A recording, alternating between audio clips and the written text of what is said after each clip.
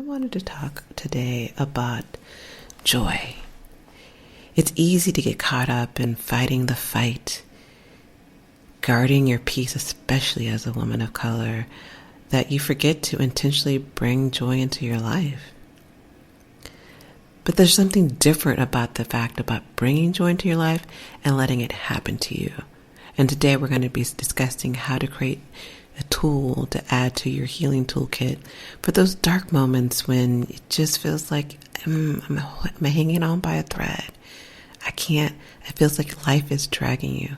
So I want you to be able to have this tool in your your emergency, I need healing ASAP kit to get you through those moments. It's important to remind yourself of what brings you joy. Cleaver Cruz, who is part of the Black Joy Project, one time said that Black joy feels like an ancestral responsibility. I was like, dang, that makes a lot of sense. Our ancestors made time. They were intentional about making time for joy, as if that was the resistance. Everything that was going on in those times of slavery and even Jim Crow and other times in life, you had to be intentional. You had to be intentional about bringing joy into your life. But nowadays, we're just too busy. I'm too busy for joy. I don't have time for joy. You put it off by saying, I'll do something that brings me joy next week. Or, I have too much on my plate to be worrying and thinking about doing something joyful or doing something that makes me happy. That's a lot of foolish time. No one has that time. Ain't no time to take breaks. And then poof, here you are feeling hella burnt out, feeling stressed out, feeling like you're hanging on by a thread, wondering, how did I get here? How did I get here? How did you get here? By not consciously choosing to incorporate pleasure into your life and making it a habit. When you are intentionally choosing and consciously choosing to bring joy, it triggers a biochemical reaction that tells your mind and your body that this isn't happening to me, but I am the driver. I am the driver. And I get it. I get why so many people don't actively choose joy. It's because we've been trained to wait for joy to happen to us. We've been trained to expect external factors to bring us happiness, to bring us joy. And by doing this, you're allowing yourself to be a passenger on this joy ride. But the reality is that joy comes from within. It starts within. It doesn't come from others. It's about how you talk to yourself. It's about what you choose to bring into your life. Keyword, I said, about what you choose to bring into your life. And also it's about how you choose to spend your time. Increasing your happiness and bringing joy back into your life is a choice. And I'm not going to sit here and be like, it's a choice and it's fine and you don't have to do anything. It's like, once you make the choice, all is good and life is wonderful and cue the music because everything's happening wonderfully. No. Increasing your joy and happiness in your life is a but it takes some effort. It takes some effort. It's not just I chose and now life is wonderful. It takes you reminding yourself of the little things that bring you joy. And then reminding yourself to do those things as well. The more you do, the more it becomes a habit. I've talked about oftentimes, I've done a podcast episode about tiny habits. It's doing one little thing. If looking at yourself in the mirror and high-fiving is the smallest thing you can do, and just doing it every day, is that small step that leads to bigger steps that will add more joy and happiness into your life. So start small. Acknowledge the joyful moments. Write them down. I love to write them down because we have things that bring us joy in our life. And when someone asks you, because I've had this happen to me, someone literally asked me, especially in my dark days, what brings you joy? And my first answer was I thought about it. I'm I don't know. I don't know what brings me joy. And it wasn't that I hadn't experienced joy. It's just I couldn't remember what brought me joy. So in moments when you feel like, oh, this brings me happiness, this brings me joy, I invite you to write those things down as reminders. Not just a reminder of what brings you joy, but a reminder that you actually have joy in your life. It's almost like people create a gratitude journal. Create a joy journal. A journal that you can utilize to remind yourself of future moments of, oh, okay, I'm having a bad day. Let's look at my joy journal and see what is something I can do right now to kind of lift my spirits.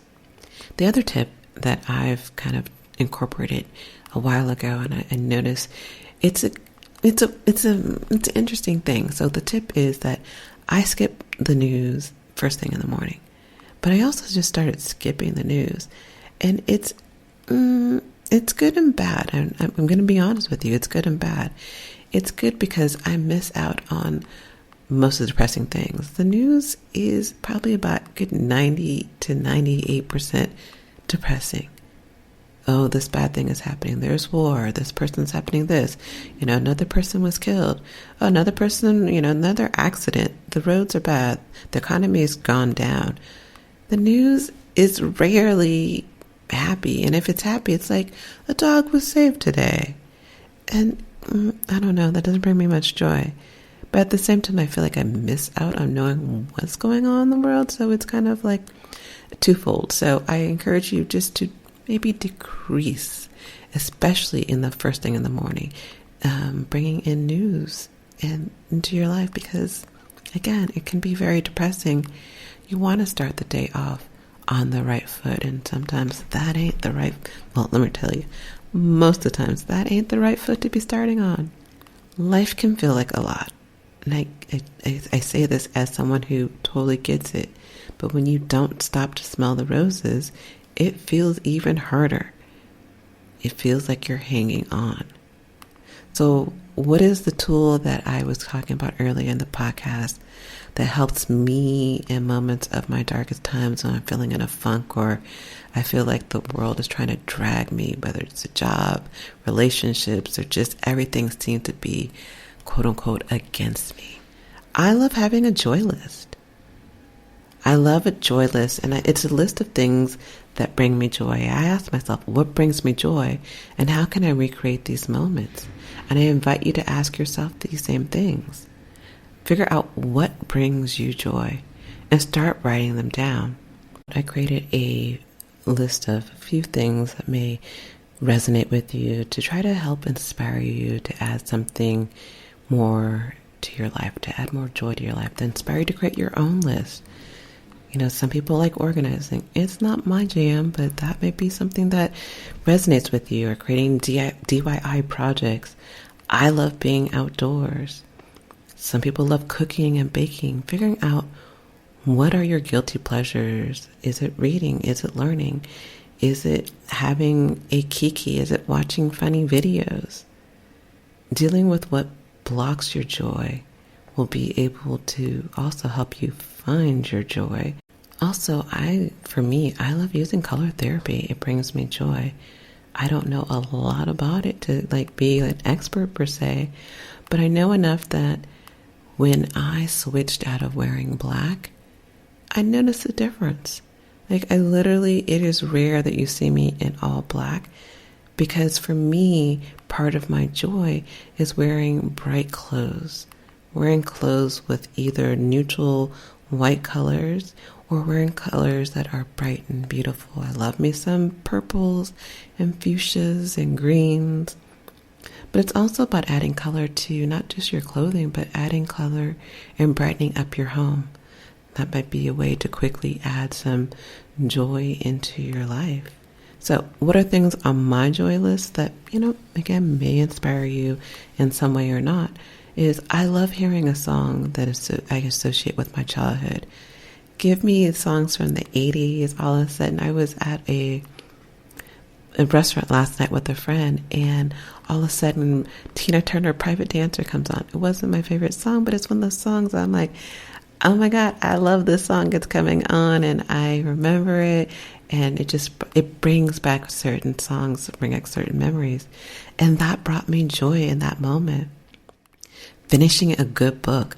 There's something I love. It's sometimes a little bit sad, but also it's such a good, joyful feeling for me to finish a book that I'm like, oh, that was beautiful. I love meeting someone who has the same taste in music and just jamming out and wigging out and nerding out on our taste in music. I love the feel of the sun on my skin. It brings me joy to feel the sun, especially days like we've been having here in the Bay Area where it's raining and it's gloomy and there's no sun. So when there is sun, I literally like to be like a cat. I stretch my arms out, close my eyes, and I let the sun literally engulf its warmth and energy onto my body. One of the things that brings me joy is when I'm living in the moment, I'm realizing that this is something I dreamed about being and doing, and now I'm here. It's being present. Sometimes when I allow myself to be present, I'm like, yo, I always said I wanted to go. Like, I remember going to the Great Wall of China, and I remember being there and thinking, wow, this is a moment of joy. Because I had been wanting to go there since I was in 6th grade. My parents wouldn't let me go. My social studies teacher invited me to go. My parents were like, you're not going to eat, so you're not going to go. We're not paying for it. And that's what this is about. Finding ways to be the driver in your life so that you are not the passenger waiting for someone externally bring joy into your life and like, oh, I hope today is the day that someone's going to come along and make me happy. I hope today, I'm hoping today is the day that I can experience joy. Nah, sis. It's about you being the driver. Be in control in your life and choose. It's your ancestral responsibility, as someone said, to bring joy into your life. I love you. You are worthy of joy. And I'll talk to you next week. Ciao. Thanks for joining us this week on the Hello Well with Danielle show. Make sure to visit our website, hellowellwithdanielle.com, where you can subscribe to our show on iTunes, Spotify, and Amazon Music and never miss an episode.